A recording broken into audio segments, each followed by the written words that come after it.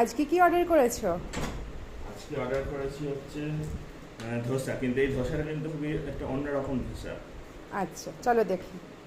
আচ্ছা, অন্যরকম ধোসা বলতে কি বলতে চাইছো? আমি তো অনেক রকম ধোসা খেয়েছি। আচ্ছা, এই ধোসাটা হয়তো তুমি কখনো দেখোনি প্রথমে, কারণ হচ্ছে এই ধোসাটার নাম হচ্ছে মুলবাগলু ধোসা, আচ্ছা। মশলা ধোসা। হুম। তো এই ধোসাটা স্পেশালি কর্ণাটকে প্রথম পাওয়া যায়, কর্ণাটকের কোলার ডিস্ট্রিক্টের ধোসা। হুম। আর এই ধোসাটা কীভাবে তৈরি হয় আমি দেখাবো, আগে খুলি প্যাকেটটা তারপর আমি বলবো। আচ্ছা চলো খোলা যাক। আচ্ছা, তো প্রথমে ধোসায় যাওয়ার আগে দেখি ধোসার সাথে কি দিয়েছে। ধোসার সাথে একটা সুন্দর কালো জাম টাইপের দিয়েছে, অনেক বড় দেখতে, খুবই সুন্দর দেখতে লাগছে। হ্যাঁ, ড্রাই কালো জাম সুন্দর। হুম। আর আসল ধোসায় যদি আমি আসি, ধোসাটা অনেকটা এই রকম দেখতে। বাহ।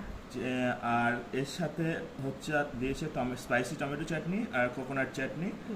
আর ধোসাটা যেটা বলছিলাম যে কী কারণে স্পেশাল, তো এটা একটা কাস্ট আয়রনের প্যানে তৈরি হয়, যেরকম প্যান পিৎজা পাওয়া যায়, সেই প্যান পিৎজাতে যেরকম বাটার লাগিয়ে করে, এটা তো ঘি লাগিয়ে তার মধ্যে এর যে ব্যাটারটা দেওয়া হয় সেটা দেওয়া হয়, সেটা বাইরে থেকে দেখুন খুব ক্রিস্পি। হ্যাঁ। আর ভেতরে যদি দেখা যায়, ভেতরে দেখবে একটু ফ্লাফি হয়ে গেছে।